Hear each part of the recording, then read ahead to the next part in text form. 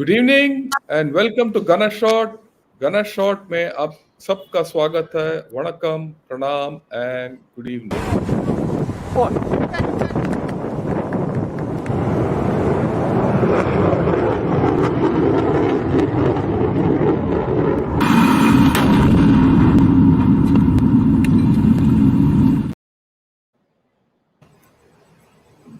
Good evening, Jai Hind to everybody.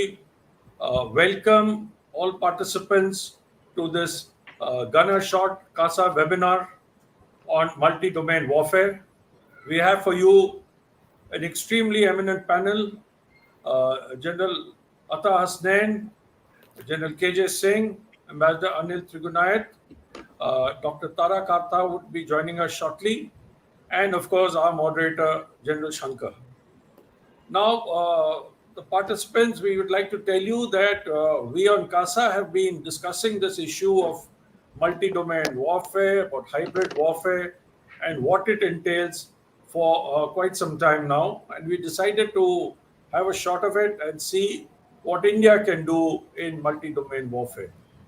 Right through all these years, we've known that warfare is essentially in three domains: land, air, and sea. Subsequently, we're looking at space, we're looking at cyber warfare, and then on to many other interesting domains. I will not steal the thunder away from General Shankar, who's got a wonderful slide to put across to tell us what multi-domain warfare. He'll make a short introduction, and then we will continue the discussion. Thank you all, and welcome to this wonderful seminar. Over to General Shankar. Thank you, sir. Thanks a lot. And at the outset, I'd like to welcome all the panelists on this web discussion. It's an honor for me once again to talk to all of you. And it is you who make CASA and give this discussion the stature it has. We all know that in the past 3 to 4 years, the talk of the town is multi-domain operations.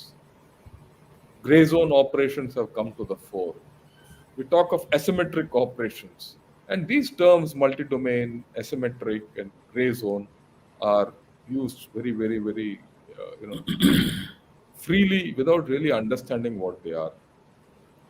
So first, let me define, or rather put in context, what are multi-domain operations in the way I have looked at it. I've been talking of this for the past 3 to 4 years, and I'll explain it, and it is in that context we'll go ahead. Right. If you look at it, this is my model, or rather a larger model of the multi-domain warfare, which happens, it's where it's neither peace nor war. It happens day and by night, where the means which are employed in this multi-domain warfare are hard and soft power, conventional and non-conventional power. The actors could be state, non-state, state-sponsored also, like NGOs and MNCs. And what are the constituents and the domains of this game? You have the traditional air, land, and sea domains, which are almost red, light red. Then you have the technology driven domains called space, cyberspace, nuclear, electromagnetic spectrum, which are in green. Then you have the traditional domains of energy, resources, politics and ideology, diplomacy, and economy, where we have quite used to these domains, countries fighting through these domains. And these days, these domains are also being, I wouldn't say taken over, but technology is coming in a big way. Then you have typically the Chinese oriented domains. I wouldn't say Chinese oriented domains because these domains everyone is using these days, which is the three warfare strategy domain of influence operations, legal, and public opinion, which I put in the yellow circles. Right? And these are being, which the Chinese brought into the forefront in a big way. Okay. Now, these three domains are also driven a lot by technology. I've added health after the pandemic has settled because that's not going anywhere away. And right, yeah, we have Dr. Tara Karta also with us. Welcome, And welcome. I was just, good evening and welcome to this discussion. I was just explaining to everyone the various domains in which these days operations are taking place, right? The air, land, and sea domains, space, cyberspace, nuclear and electromagnetic spectrum, then energy, politics, ideology, diplomacy, and economy, and then the public opinion, legal, and influence operations. And health, as I was saying, I've included health as a domain post the pandemic.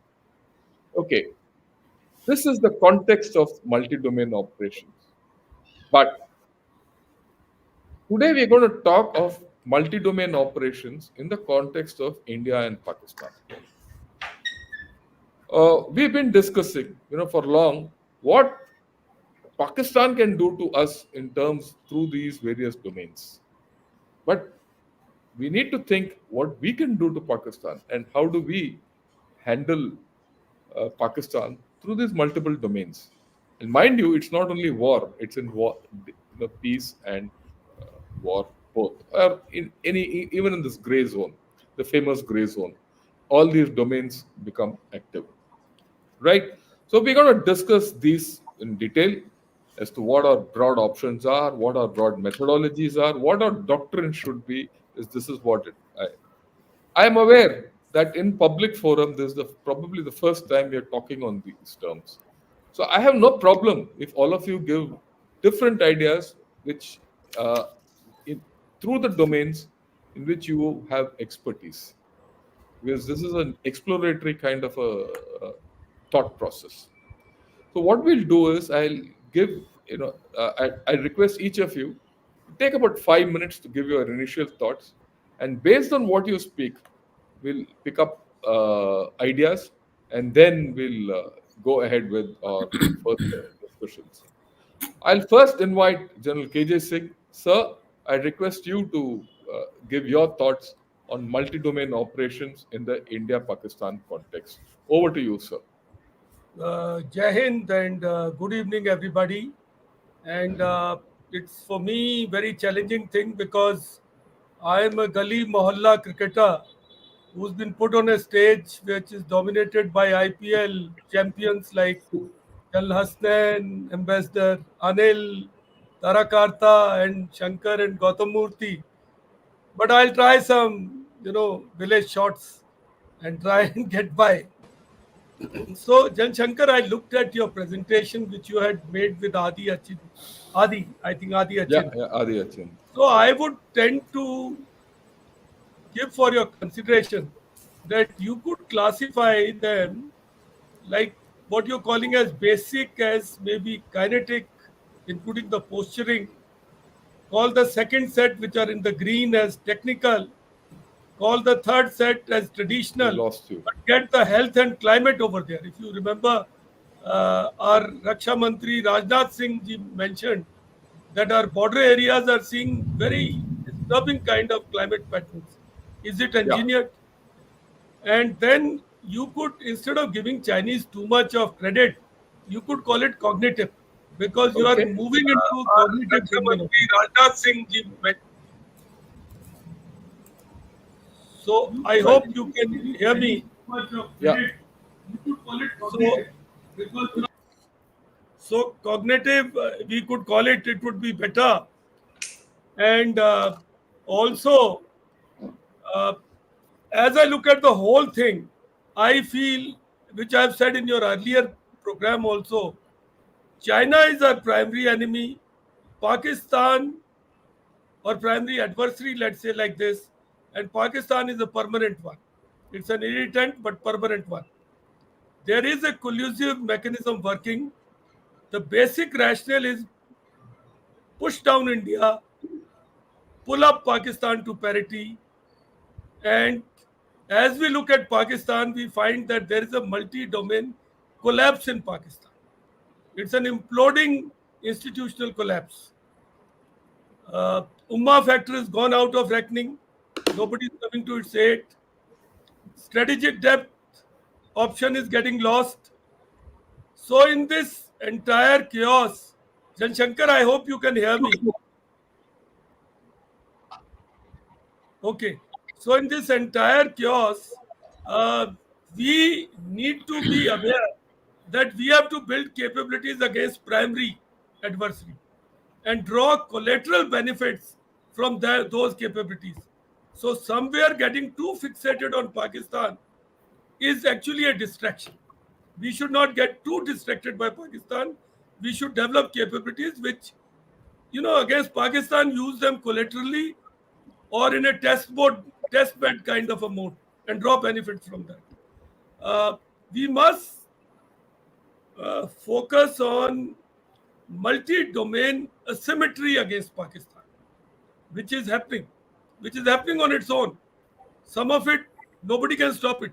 It is even happening in spite of governments, because demographic dividend, youthful profile, all these things are self sort of generating kind of attributes.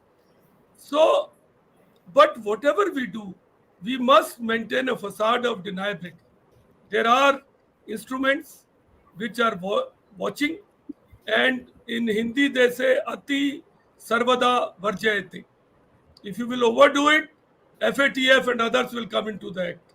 So deniability by government agencies has to remain. Soft and hard, okay, but I will call it smart power, because you have to be smart enough not to be blamed for it. Uh, we need to have offensive defensive capability, and somewhere a demonstrative kind of punitive capability. What I say is, like putting down Karachi Stock Exchange for say 48 hours, and then somebody ringing up the Pakistan NSA and telling him, listen person, this, some people have told, it's been very unfortunate, can we be of any help to you? So capabilities like this have to be honed and developed, but in a denial mode, outsourced to some other people, not by government agencies, because uh, if you get caught out, then there's a hell of a lot of to pay. Uh, I also feel that narratives, external and internal, need to be decoupled. Somewhere, internal compulsions, domestic compulsions, are driving us towards certain bit of irrationality, and that is avoidable. That we need to be, a mature democracy like ours has to work out mechanisms. How we keep them in two separate silos and only draw some benefits out of it. Uh, we have, and we don't have to worry too much about Pakistan, because osmosis effect is taking place. Despite stopping all soft power exchange, ghazal singers and all others, Pakistani media is saying, why don't you do what Modi is doing? See what India is doing. We have become their role models. This is despite us stopping the flow of soft power. So today, there can be no firewalls like that. Uh, I feel that long term capability building must, like IWT, but great mechanism we have. So it's long term without making too much noise. Reservoirs take nearly a decade to make. When I was army commander, I pushed for Shahpur Ghati, and it is now, operationalized 7 8 years. So uh, we should, and civil military fusion is inevitable. Structures we have to ape is like Pakistani ISPR. What a wonderful organization that is. Why can't we have something like that? Lawfare is very much required. In India, like Chinese model, we have to work on lawfare. Our law universities are doing some basic projects. Why can't they projects like our claims in Doklam, our claims on various border stretches, Sir Creek and all? Why can't we have projects like that? Why can't we have cartographic studies like that? And conflict resolution is also important. If we'll resolve our conflicts within, then everything will fall into place. And finally, in jest, because it's election time, the way our social media and IT cells are operating, elections will be over. Then we'll have one nation, one election. So in the time which is in between, this skill base, if it puts half the effort against Pakistan, Pakistan will be sunk. The way they do it against each other, I think it should be turned towards in that direction. I think Yeah. here I'll pause and Uh, we could go to the next speaker. yeah. Thanks a lot. So I think you made some very, very interesting points. Uh, a certain amount of osmosis is happening soft power wise, and we need to maximize it. That's the first thing. A multi domain collapse is taking place in Pakistan, which we need to probably hasten, and with a lot of deniability built in. Uh, the important point which you made of decoupling our internal and external narratives and avoid irrationality in the narratives which we build up is thought a very pertinent point. And there's no harm even learning from Pakistan in terms of civil military fusion structures like ISPR and lawfare. Lawfare will probably have to learn from Chinese, and the ISPR is a good model. I won't say to replicate, but to learn from. Right, conflict resolution you spoke, and I thought that was an interesting thing. If half the effort of our politicians, which they put in their IW against each other, if they put it against Pakistan and China, we'll handle both of them very well. So I'll take it one step forward, and I wish our politicians have this capability to turn their narratives outwards. Right. Very interesting point, sir. And with this, I'd request our good ambassador Trigunayat, sir, your views on the subject of multi-domain operations in the India-Pak context. Well, Over to you. thank you, sir. I think that General Singh has very clearly and aptly focused on nearly every issue that one could think of. But there are a couple of comments that I would like to make is that Pakistan, uh, no doubt we have given undue attention. And because of that, Pakistan has successfully been able to bring India down to their level in the international forum. So while we have to protect our interests, we have to protect our borders and work against their strategic depths that they have acquired in India, especially with regard to use of the radical forces, using cross-border terrorism as an instrument of their foreign policy. That is something that bothers us. But that should not give us enough kick to somehow react on everything that happens in Pakistan or feel happy about it. We need to work on certain positives because, see, while the neighbors may be a gift of history, but it may be a gift of geography, but they are the pains of history. And Pakistan is one of those. But our problem is not necessarily from Pakistan. It may be an irritant, that's it. But our bigger problem is going to be from China, which will be in every which way a major challenge in every geography for us.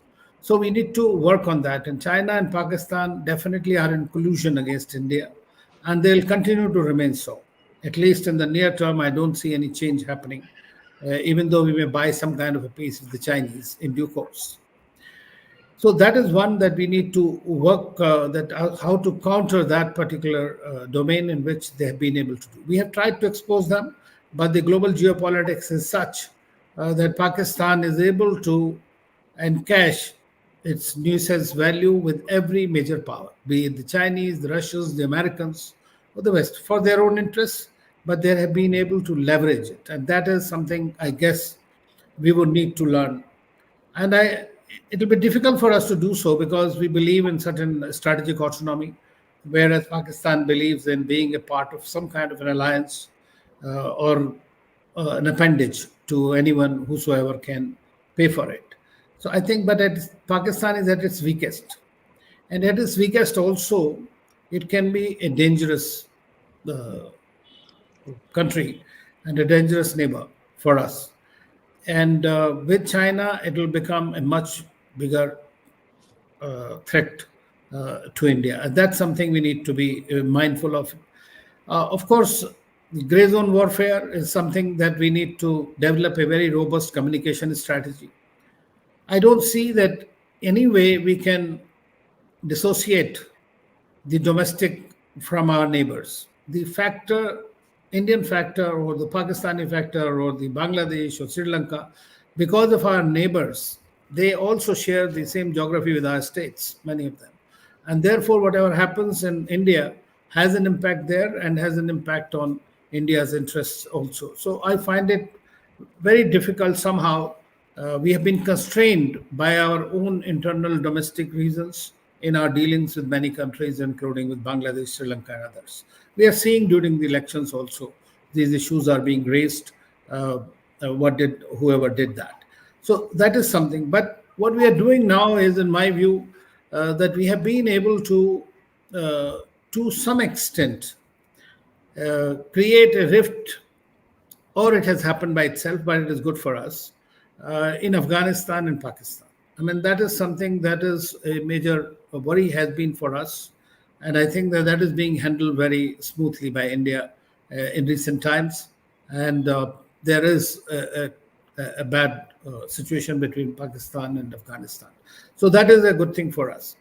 One thing is, in Pakistan, there is definitely a constituency from leaders down to the ordinary people, which one comes across through various media commentaries, through comments here and there, that they are grudgingly accepting a successful India, which is growing much faster and can be of greater help to them.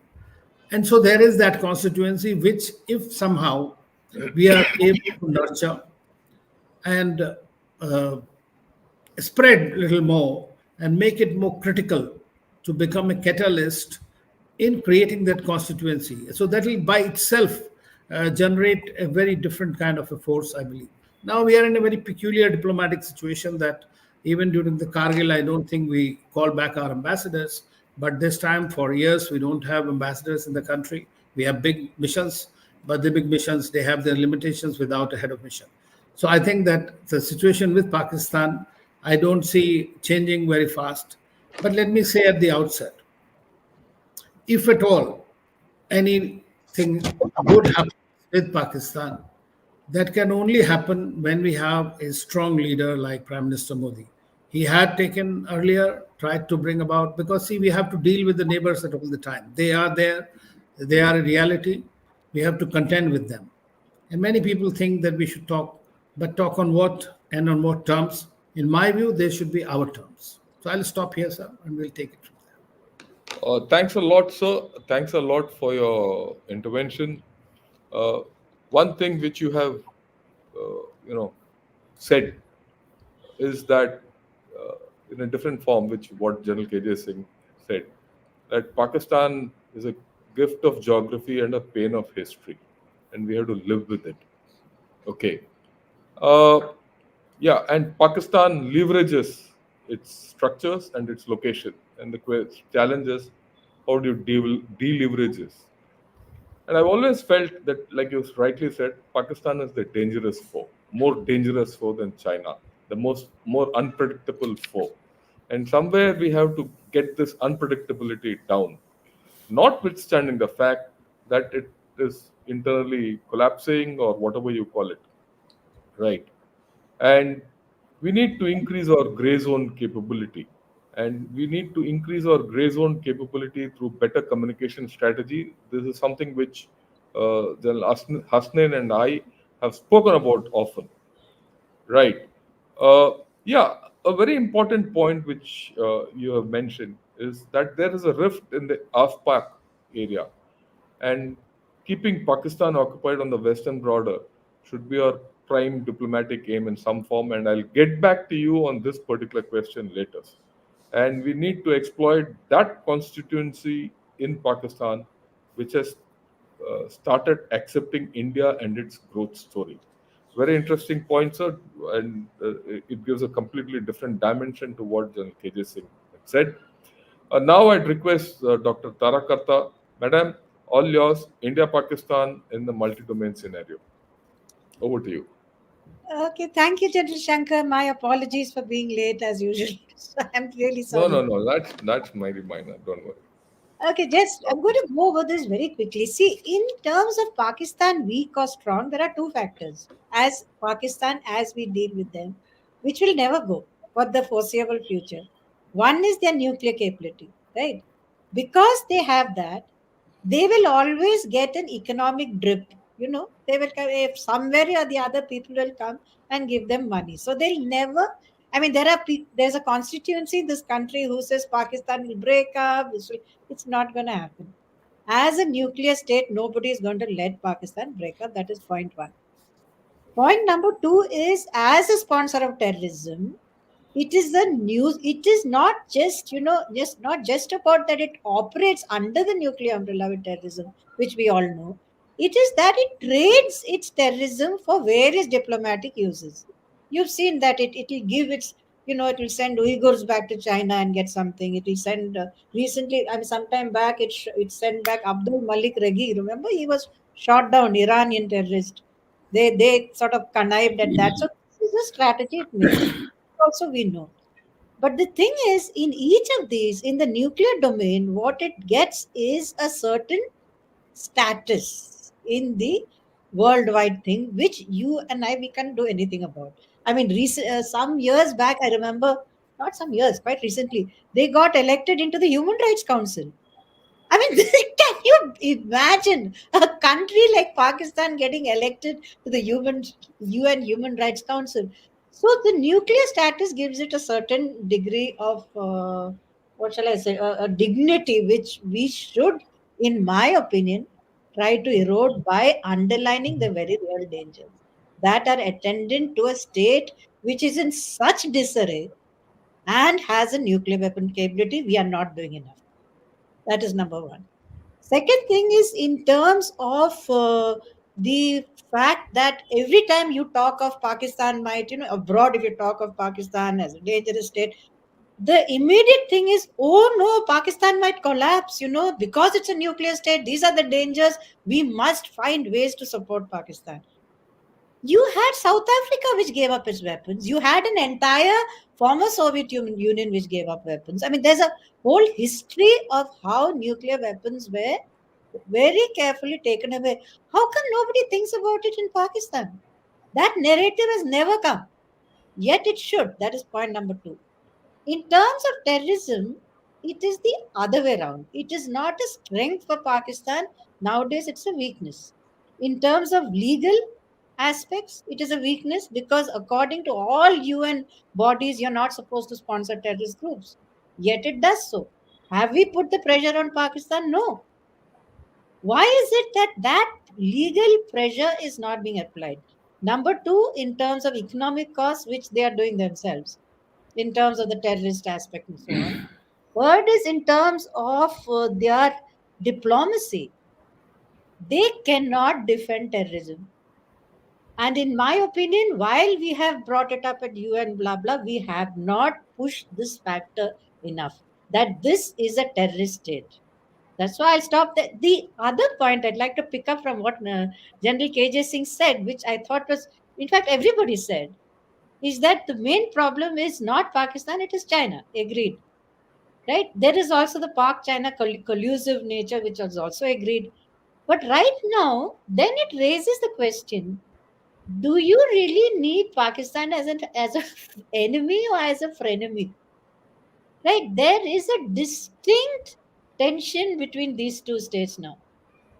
Number one. Number two, the weaker Pakistan is, the more Chinese ingress there is.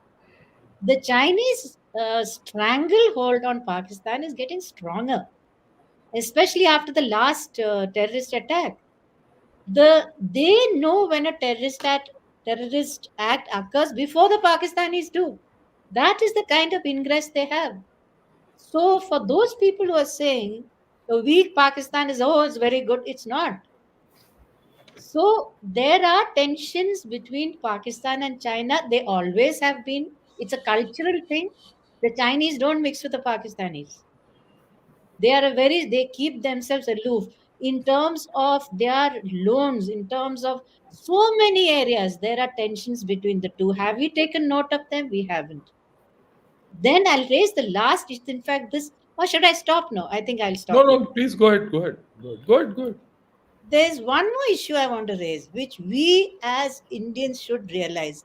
You know the Kashmir law where you could not buy land, etc., blah, blah, at one point of time? State subject rule. That same rule applies in POK. How is China buying land there? How is a special economic zone operating in POK, in Gilgit Baltistan?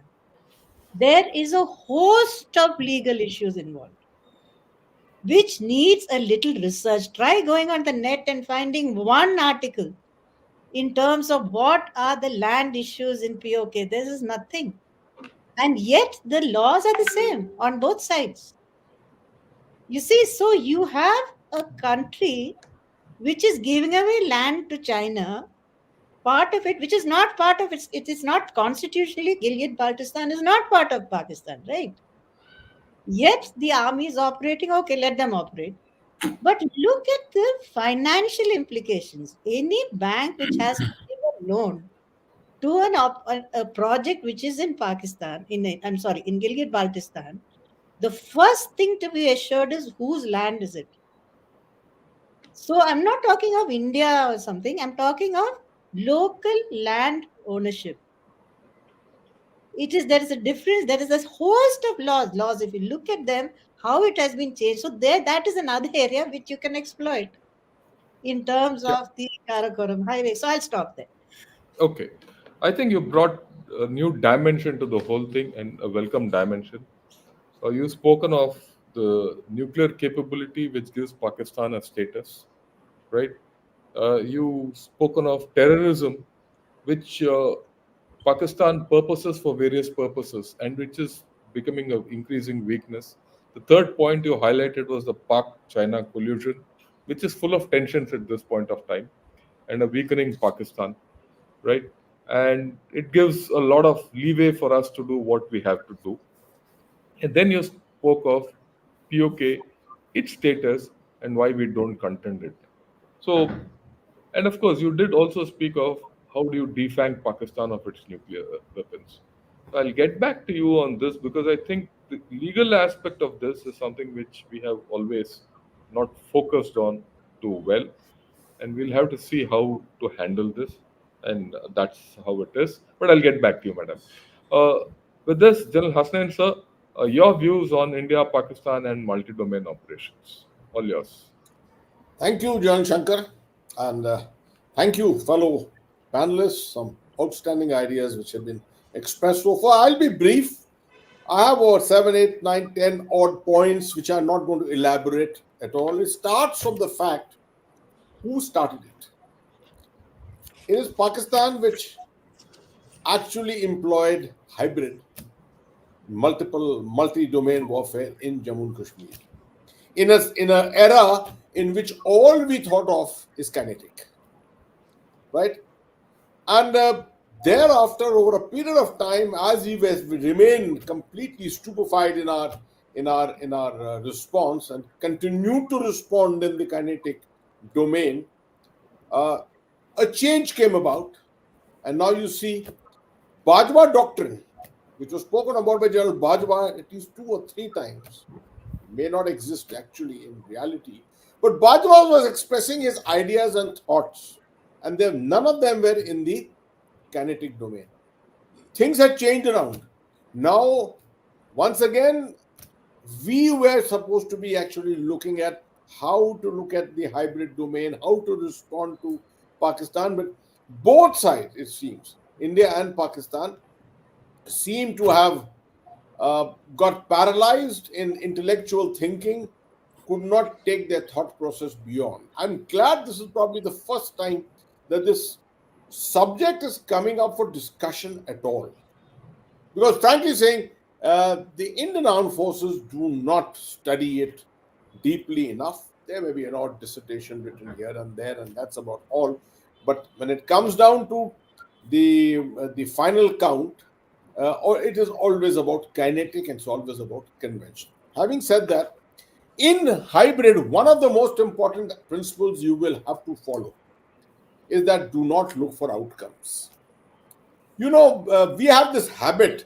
People who have conventional military thinking always think everything in terms of victory and defeat. There is no victory, there is no defeat in gray zone. This is it's a long-term thing. Everything gives you a certain advantage, puts you back, dilutes your advantage, puts you at a disadvantage, brings you back into a situation of advantage. That's why this multiplicity works, and that's why this whole multi-domain system is something which is so outstanding in its concept. Having said that, we must examine the whole aspect of the ceasefire with Pakistan. Not been spoken of so far from a military aspect. Who does it benefit? Does it benefit them? Does it benefit us? This is an ever-going debate in Indian strategic security circles. Do we really benefit from it? Or should it happen that over a period of time you have breaks in ceasefire, etc., and it keeps Pakistan, it keeps the other side on tenterhooks? Or do we remain on tenterhooks? That's something for us to examine. The fourth point that I'm trying to make is when your adversary is fighting you hybrid and you trying to make it kinetic, it will never work. It has to be hybrid versus hybrid. It doesn't have to be exactly the same domains being addressed against each other. There are weaknesses in Pakistan, there are weaknesses on our side. They will continue to address them. We must go stronger and identify the exact weaknesses, the exact domains in which our pressures will continue to work. Denial. This subject was also spoken about by General KJ. Very important as a principle. You can't, in this kind of concept, you can't be upfront and say, what I'm doing, this is exactly what I'm doing, and admit to it. Over years, you can have systems of denial, right? Denial after denial. I mean, there's a denial as a policy, denial as a strategy, which is something which Pakistan has perfected, if you remember, right through the Kargil war. It was all denial after denial after denial, which kept working. My sixth point, which I'm making on this, is that pressures, we will have to see how do the pressure system work?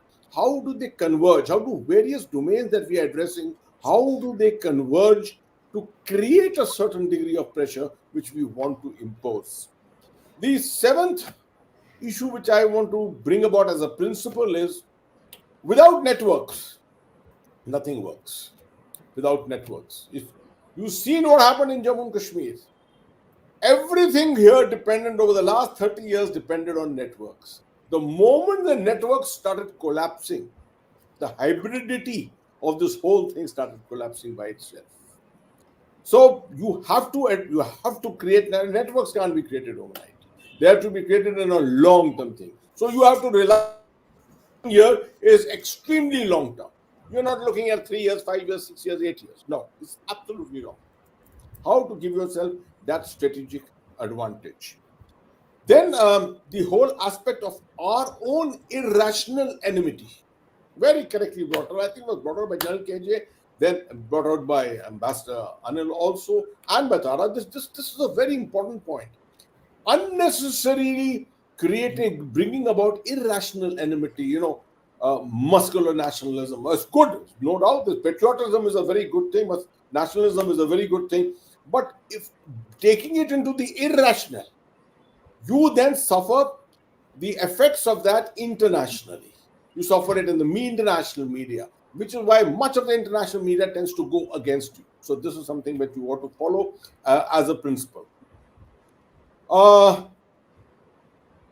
This issue of diplomacy, and that's where Ambassador Anil Trigunath, his presence here is very important. The whole aspect of diplomacy, making Pakistan irrelevant. This has to work. This has to be a multiple domain thing by itself within diplomacy. Who all do you address?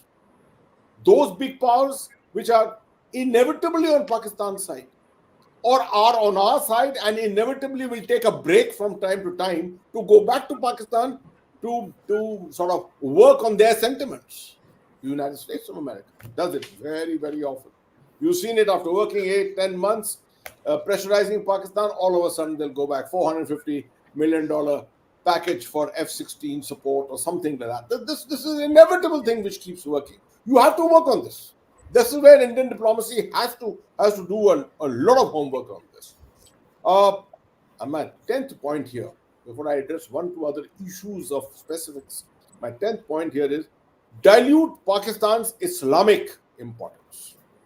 You know, its importance in the Islamic world is out of proportion.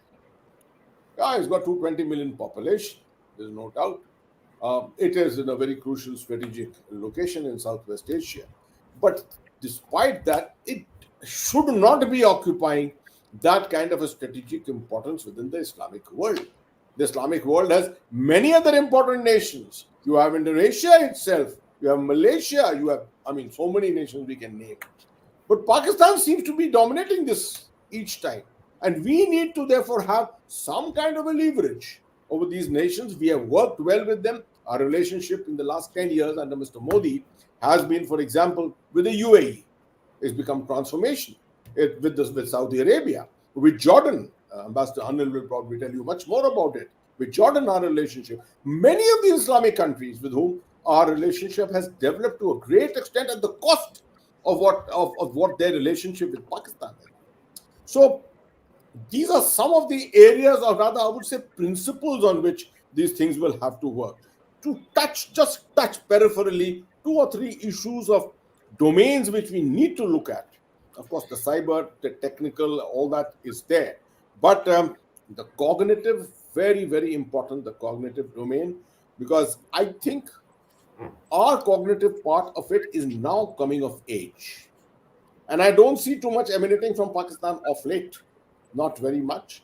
In fact, it's much more perhaps emerging from here. And if you just leave it to General Shankar, he will probably invade Pakistan with all his intellectual thinkings which have been going on, all these programs which have been going on over a period of time. You go back to YouTube, the amount of stuff you find on it coming out from different think tanks, good think. I think we have taken the lead there. We need to look at it, where to take it, how far to take it, where to take it. Is there a requirement of a change of or tweak maybe here and there? That's something for us to look at. The aspect of media. Pakistan's media is an outstanding media. I'm sure everyone will admit that. It's a media can find fault with everything within Pakistan. Right? We need to work with the Pakistan media rather than being against Pakistani media. Right? And perhaps create dissensions within Pakistan based upon that. So that's a domain which we haven't really touched upon too much, but it plays a very important role on the cognitive side. Ideology. I think one thing we have to realize, Pakistan has no schools of ideological thought within Islam. Everything is here in India. The Darul Uloom is here in India. The Barelvis owe their thing to Rai Bareli. That's where it comes from. So why not engage intellectually with our own set of Islamic intellectuals to create the right narratives which can be played upon the Pakistani population, instead of allowing all kinds of extraneous or radical ideologies to prevail upon them? Easier said than done. It's going to be a huge challenge. But it's something which can be done if we understand and recognize it. And perhaps the last issue, nuclear. Everything will be under a nuclear overhang. All this will be under a nuclear overhang. We got to realize this. Pakistan seems to have got a thinking as if India is non-nuclear, that India doesn't have a nuclear weapon at all. The kind of manner in which their body language comes about when they talk about nuclear, it seems they are the only nuclear power of the subcontinent. We got to convey it very clearly who can play this game, who are playing this game. We need not be very silent about our own capability. We need to project and we need to talk about it. I think I'll call it a day here and look forward to any other intervention required. Thanks a lot, sir. I think you made a lot of points, but I'll pick on the crux of what you've spoken. It can't be kinetic versus hybrid anymore. It has to be hybrid versus hybrid. And kinetic has to take a backstage as a backstop or a back support for whatever hybrid actions you do, or a follow on force for your hybrid actions that you do, which is, I think, very important. Uh, then the next thing which you made very, very correctly is about the ability of ours to go into the cognitive domain and invade their media space and, you know, get to their mind. I think which is very important, because hybrid, cognitive, gray zone warfare, these are all country cousins which we need to study a little more in detail. Right.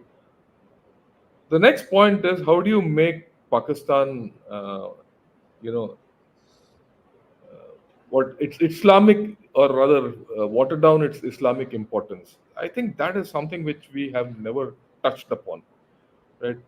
Pakistan considers itself as the champion of all Muslims in almost the entire world, and it has got that this thing for many reasons, including its nuclear capability, all that. So I think we need to think deeply on this. And then, of course, the issue of that the nuclear game is not one sided. And for some reason, whether it's with Pakistan or with China or with anyone else, I will call what we exhibit nuclear silence. But I'll come back to that a little later. We need to be a little more vocal about what we have. Right. Okay. So we've had a very interesting sort of a discussion. We've got some very good points. I'll get back with General KJ sir. My question to you, spend a couple of minutes each, and then we'll take some questions, because there are some very interesting questions coming up in the thing. I'd request you to be a little brief. Uh, what do you think are the structures we need to put in place to ensure that our kinetic and non-kinetic domains start integrating? Because today, if you see, like we brought out, there's a distance between the two. How do you make that happen? That's your thoughts on that. Jan Shankar, I'll take the liberty of just filling in a little bit on Yeah, yeah, yeah. earlier Please, discussion. please, sir. Please, please, One please. is that Pakistan's nuclear thing is, we need to put it, it is only a Sunni bomb. Like, it has not got anything traction. There's also an Iranian bomb coming up, which is a Shia bomb. And despite this bomb, nobody's got protection. Islamic countries are being targeted. Secondly, our capabilities of MAV have to be put across to them. Uh, there is this discussion we did about Islam, political Islam. Now, the thing is, while Ummah traction has gone down, no Ummah element is coming to aid Pakistan. But the fact is, we were very lucky with a person like Imran Khan, who very foolishly tried to make an alternate axis with Turkey, Iran, and Malaysia, and got caught out, and Saudi Arabia then kicked him. Now, Sharifs are back. They have a war with Saudis. So we have to double our efforts on that front. And one model which I read only today, in Indonesia, uh, the clergy is playing very good role in putting across climate action. They are telling people to make green mosques, you know, and they are saying that, like you do your namaz, you have to plant trees. Like you do your waqf and your zakat, you have to do this. And this message is resonating in Indonesia. So this model needs to be maybe uh, strengthened. Why not, like what Jal Hassan is saying, why not we, with so much of capabilities, Devbandi, Barelvi schools, why don't we take this up, join this effort? And like what you say about structures, the macro thing in this is continuity. After elections, I hope our parties can sit together and make some kind of bipartisan kind of a consensus on what has to go into a long-term package. See, in America, both Republicans and Democrats today are agreed to the fact that China has to be checked. So we also need to have consensus on some aspects of this particularly, because this will all be subterranean, not discussed, not spoken of, denied, yet with consensus of both parties. Maybe everybody has to be, important parties have to be kept briefed also, and their views factored in. So, Jan Shankar, we need to have like civil military fusion, political military fusion. Because in our country, I'm sorry, Ambassador Anil and Tara Karta professors or strategic thought leaders, it may sound as if I'm building my turf, but I feel in India we suboptimally utilize the military potential. We see countries like America, the defense secretary is a former theater commander, and all their important, some of their very important functionaries have come. Uh, so there is a, and I in this I compliment the current government, the way it is trying to put diplomats, military diplomats, into African and other countries. We need to take this forward. We need to give an operational orientation to our strategic thought. We have to, in terms of deniability, in terms of, while results will not come fast, but we have to remain focused and know what we are doing. And like now, finally coming to what you asked me, structures, there is definitely a need for us to look at Chinese model. If China has got a strategic support division, it's a good model to follow. We need to have these structures in place. We cannot do with just a cyber agency, space agency. We have to have full-fledged organizations coming in. And it's an investment. We have to do it. It can't be just wished away. Ad hoc structures, committee approach doesn't work. Will not work. This Yeah. is sorry, but No, no, it's that's fine, sir. I we go should with you. possibly I think. think, yeah, I completely agree with you. Which you raised a very important thing of politico-military fusion, which I feel for, throughout 75 years of our existence, if you really look at it, examine our wars, examine our peace, everything, you have politico-bureaucratic military diffusion, and that has been our bane so far, and we need to change this, right? And I've done a complete show on this, and I'm prepared to go once again. And probably after the elections are over and the government is in, maybe we'll have a discussion on this so that the government hears this thing. And as far as military diplomacy is concerned, uh, Ambassador Tribunayat and I had discussed this in great detail. I'd also discussed this with Ambassador Gurjeet Singh when he was here, that the requirement of military diplomacy is increasing by the day. And as India rises and its power becomes more, you need more military diplomacy and not less, right? And not only that, our own diplomacy, the diplomatic core of India, has to also expand. With the kind of diplomacy which we have today, they are very good diplomats, but they're very few in number and not consistent with what we have. And this is a point which was brought home to me by the ambassador himself. So that's where it is. I leave it. I'll get to the ambassador, sir. You made a very interesting point, and I think it's a very valid point. The best Pakistan is one Pakistan which keeps looking westwards and doesn't look towards us. And if you see in the past 1-2 years, Pakistan, after Afghanistan in its present form has evolved, has been more focused that side, and it is less focused on us. And of course, I always maintain that the CPEC is the third front of Pakistan, which is the hottest front of Pakistan, which is running internally, and ours is today the coolest front. How do you keep them focused there? Is the challenge. And that, I think, is part of a multi-domain effort which we have to undertake. And your views on that, sir, Oh, Ambassador? absolutely. So I fully agree. I mean, now today, the whatever government we have in Afghanistan, Taliban is a reality. And if we have dealt with the military governments in Pakistan for more than half their existence, and worked with them, fought with them, did whatever.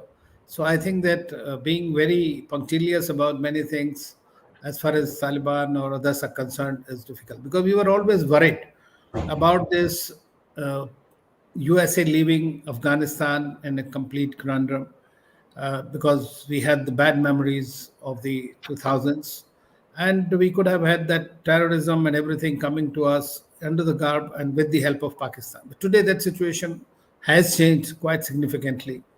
Pakistan itself is being Talibanized, and that's what is their fear. And therefore I don't see that that's going very quickly anywhere.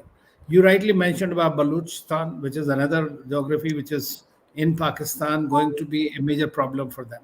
So to a great extent, Pakistan's hands are full with the major problems at hand, but it is also getting support from the West. And as was mentioned earlier, they do play these games. And General Hassan mentioned that perhaps our diplomacy has to play a more proactive role. And I will guess that military diplomacy combined could be a very good factor. What I find today is, still today, I'm not that convinced that we have a robust communication strategy, which should be a holistic strategy. What are we trying to project? What are the narratives? Have we studied the enemy properly or not? Do we have enough information about them? For example, I mean, General Hassan mentioned about we have completely failed in, I would say, leveraging our Islamic card with the Middle East and the Islamic countries. The 57 of them. Majority of them, I was, as late as 2 days ago, I met a former advisor to President of Tajikistan. He had no clue, or Turkey for that matter. I met the Turkish delegation there. They had no clue that we are the second or third largest Muslim country in the world. They say, oh, is it? Now, you see, that makes a lot of difference. In Jordan, when I spoke to the chief of royal court, they had no clue about this. Just the fact itself makes such a big impact in their making choices with Pakistan. Under Prime Minister Modi, happily, our policy in West Asia has been the most successful part of our foreign policy in the past 10 years. And I have no hesitation in saying that. But at the same time, we'll also have to be mindful and play these to our advantage to that extent. So that that factor, the Islamic factor that they're able to encash off and on and off and on, could be neutralized and stunted. So that's where it is very important. I fully agree with all the other points that have been made, and I think that very accurately made. It is a long uh, deal. We don't have any single narrative about this. We are mostly reactive. I guess we need to have a proactive approach and a strategy made in that regard. What do we want? How do we want to reach? How do we want to be seen outside? Now, until unless we have that thing very clear, uh, we will continue to have these ad hoc kind of policies and deal with situations as and when they crop up. There will always be new situations, but at least the standard game plan or the playbook that Pakistan has, we know very well about it. And I think we should be able to do a much better job on that than what we have done by simply just shutting the door. Today, Pakistan is engaged there. So 2003, whatever agreement we had, still holds, at least in theory, on the borders. And that's giving us a little respite. So this is a time to prepare effectively on all these strategies, multi-domain that we are talking about. Thank you, sir. Thanks a lot. I think the most important point which you made is you have to switch from being reactive to being proactive. And your narratives have to be reactive to proactive, not muscular in nature. And for that, you need to have a very good communication strategy. And you have to leverage your strengths. Yes, I completely agree with you that we have underplayed our Muslim population which in India, which is, I think, the second largest population we have in the world. For some reason, we have not done it. In fact, we played it the other way around. Okay. In fact, we've converted our strength into a weakness, and combine it with what General KJ Singh was talking of bipartisan political, thinking. In fact, which General Hasnain also mentioned. I think a lot of things can be done in this. Yeah, and we need not. While we have shut the door on Pakistan, you doesn't mean you shut communications with Pakistan in a different manner. Your strategic communications should go around the door, or over the door, or through the door, without opening the door. That is something which we have to develop. Madam, uh, you spoke about the thing of defanging Pakistan and the legal initiatives which we need to take against Pakistan. I would like you to dilate on this, because these are things which we have rarely spoken of. We have always assumed that Pakistan can't be defanged. We have always assumed that PUK is theirs, right, for the taking. So how do you start doing all this? That is something which I think all of us are interested in. So can I just take one or two Yeah, points? yeah, yeah. And please, any point you have, then we can get to these points. Please. Uh, See, we keep saying Pakistan, Pakistan. Let's please, in our policy, separate the fact that you're talking about the Pakistan military. The Pakistan people dealing with them is entirely different. So when we say what is the policy you should use, we are saying how should we deal with the Pakistan army. The establishment, the civilian leaders are in a different kettle altogether, right? Arising from that, what General Hasnain said, I really want to take up. The media in this country. You notice the Pakistan media, they don't talk about us the way we talk about them. It's shameful. The way some of our TV channels react on Pakistan is pathetic.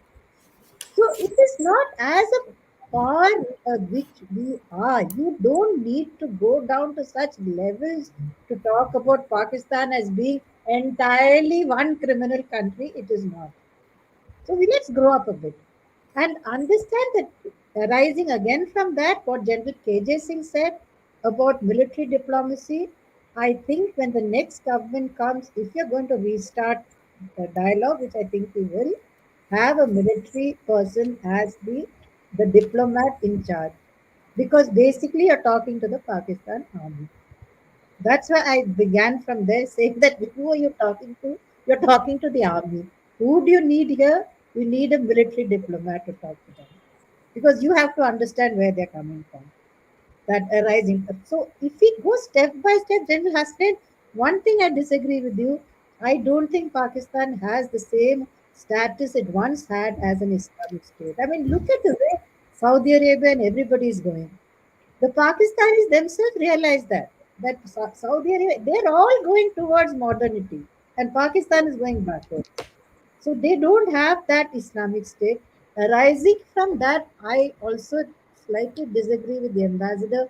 I don't think we should start our diplomacy on a Islamic, we've got this Islamic. The way Modi government has been doing it so far, I think is fantastic. Let's go with that.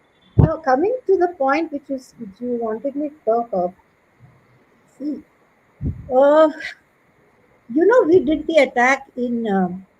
There was this whole thing about Pakistan is being targeted. In Pakistan they are being killed. India is doing this. Do you know that you're allowed to do that under law? There is international humanitarian law allows you to target someone in a state which doesn't act on its obligations despite repeated legal and other complaints. If you've given a state the legal thing, so is so and so the terrorist, is this, is that, and that state does nothing, you are legally allowed to target that person. So that's what I'm saying when I say there are a lot of legal loopholes you can use, and to say that so and so, this is what we are allowed to do under international humanitarian law, under the law of the interstate conflict, you can do that. In terms of if you carry that to nuclear weapons, it may not be legal, But you can stay, you can make that debate run that Pakistan as a state is better off without nuclear weapons because it is an extremely dangerous state, which it is. Right? So that it's, and in terms of a legal aspect, coming back, Chashma, the Chashma nuclear reactor. How did they get that reactor when the Chinese are under obligations not to supply that? They yet did. Did we raise a fuss? We didn't. So that's what I mean. I mean, I will go back to what Ambassador Trigunyat said. There is not enough knowledge in this country on these minutiae in Pakistan. There are rulers, former rulers of Gilgit Pakistan, whose land it is. Where are these people now? So do they have a claim? No, and in terms of, I keep going back to this. Whose land is it? Recently they had I think they almost completed it. It's a project under CPEC. It's the Mokpandas Special Economic Zone in Gilgit Baltistan. That land, they kept fighting over it because compensation was not being given because they could not decide if that land came under village land or it came under that what we call the wasteland, in terms of what the state has. That fight went on for ages and there was a huge fight over compensation. So these are the minutiae which we need to look at. Now, in my last point, what I want to say something again with them, somebody in the questions had asked whether trade is good between India and Pakistan. That will create the networks which General Hasnain is talking about. You remember when trade was going through, there's hundreds of people benefited. So there were people with a stake in seeing that the conflict did not take place. Now just imagine, for the sake of imagination, think of a trade going through Gilgit Baltistan. Do you think through POK, nobody there will want terrorism because he has a stake in making sure that conflict does not take place. So those are the positive networks that you can create, which is precisely why Pakistan will never let you go into northern areas. I mean, into what they call Gilgit Pakistan. You remember when all this dialogue was taking place, they talk about POK. They will never talk about Gilgit Pakistan. No question of entry because they know that the moment you start creating these trade and we say, the border is irrelevant, they are the ones who lose. So I'll stop there. Okay, thanks a lot, ma'am. I think you made a lot of issues, and a thing which we need to really take home is that in Pakistan, we should be clear whom we are addressing at each point of time. Are we addressing the people of Pakistan? Are we addressing the people of POK and Gilgit Baltistan? Or are we addressing the Pakistan army, right? And are we addressing the larger international society through Pakistan? So our communication strategy and whom we are aiming and for what effect Yeah. is something which we have to restart thinking about. And then we have to really start reading our histories through a legal angle and recreating it so that we are on the right lines. And I go with you completely.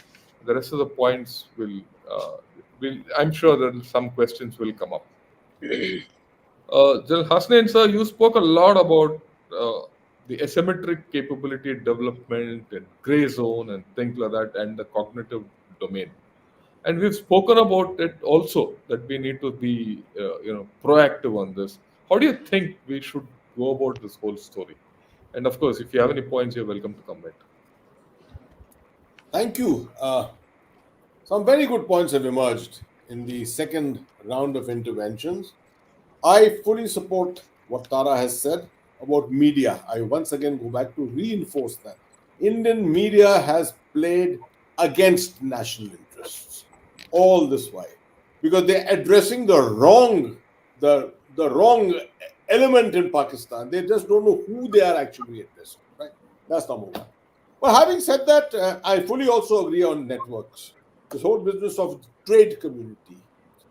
There are lots and lots of different intellectual networks which can emerge between both countries. But at the same time, if you are fighting, if you are against Pakistan on an asymmetric way, then there have to be negative networks also created at the other end. That's what I was meaning. That's one.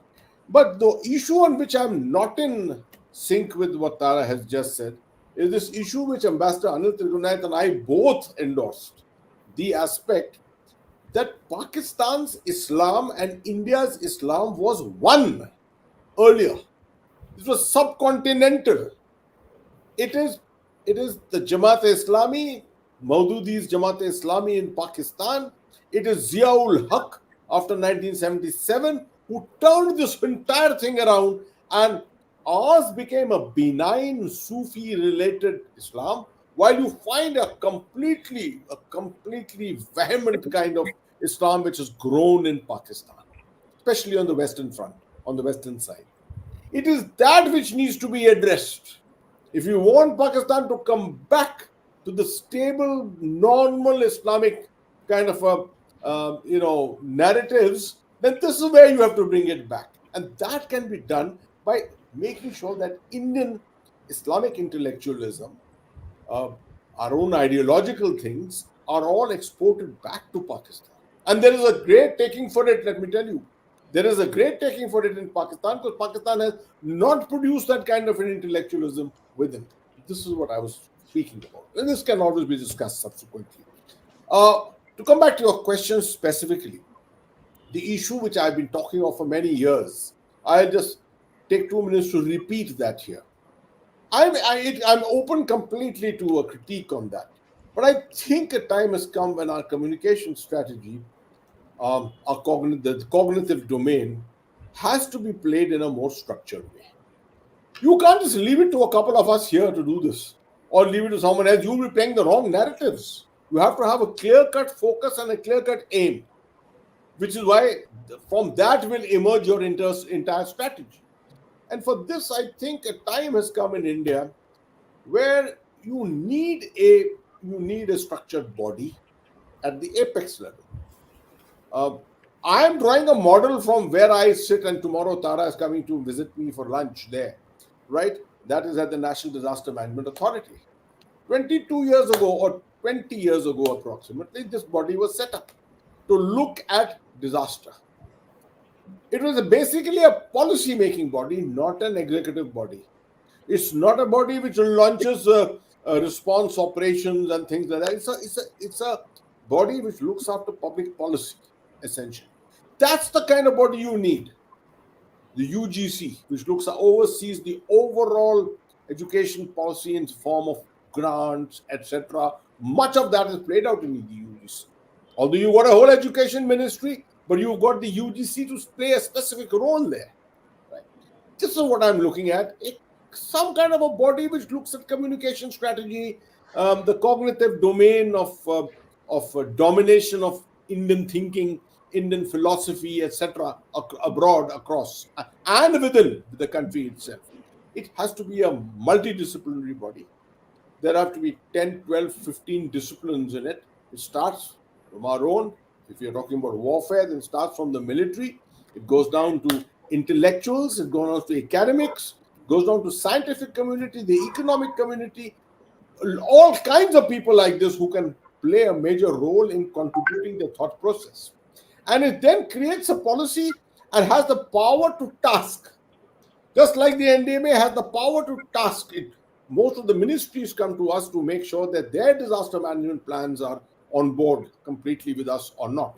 Similarly, this body can have the powers to task a ministry in sync with, of course, the controlling thing for it will all be the PMO, should be the PMO. The aspect of having multiple domains with you is that you will get inputs from everywhere. And this is exactly what I was talking earlier.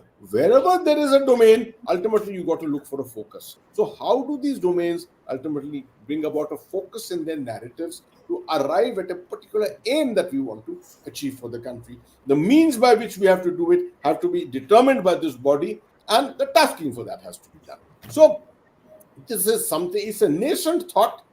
For the last couple of years, I've been talking about it. I've spoken at the highest levels of government on it. People have been quite excited by it. I even spoke in the parliament about it once, and people have actually questioned on it and things like that. So I have written about it a little bit here and there, but cognitive influence warfare or cognitive warfare, if the term warfare unfortunately puts off everyone, the it is these domains which have to get recognized in India. We still haven't understood them properly. There isn't enough research, there isn't enough academic backing for this kind of a thing. Unless, and who can do it? I think even the military institutions have not done enough on this. The College of Defense Management, for example, they should be putting across a tremendous amount of thought process on this. All the higher command courses of the three armed forces, they should be looking at this. We are so hell-bent by the romantic idea of kinetic warfare that all this does not appeal to our senses somehow. I'll rest my case there. Thank you, sir. I think you also made some very important points uh, of media acting against the national interests in this, and then you spoke of the Islamic factor. Of course, there's been a divergence of thought in this amongst the panelists, but the way I look at it, the fact that there is divergence means that is something amiss, and we need to get balance in the way we handle this whole story. We need to have a nuanced approach, and we have to play this entire story to our advantage, which we are not doing so. Having a cognitive structure for cognitive, communications and influence driven communication is very important. And for that, I get back to the basic thing. We need political consensus. We need politico military bureaucratic consensus and thinking at the apex level. Right. And an important point which did come out is that our military thinking and teaching has to go beyond the kinetic. You have to start thinking hybrid.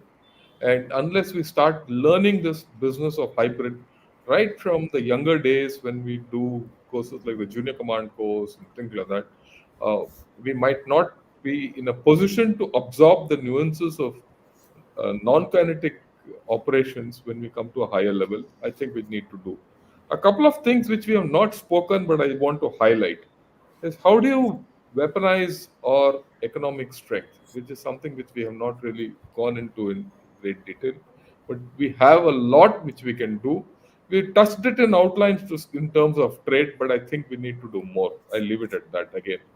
Then the issue of your next big strengths and next big weaknesses of Pakistan are food and water. Both are disappearing in Pakistan. How do you leverage this to our advantage to keep Pakistan at bay? Is a very important thing, because food and water is one thing which China can't give, and in fact, no one can give Pakistan. If any country which can come to their help in this, it is only India, and that too to the limit which we can, because as we all know, Indus is drying up. In the rivers of the waters of Indus don't reach Karachi, and salinity is coming up. And Pakistan, which was a net food exporter till about 3 to 4 years back, is now consigned to be a net food importer for the rest of its history, whatever the history is. So I think these are things also which we need to factor in besides the other traditional domains which I was speaking of. All right. And we'll talk on. But then I'll take a few questions because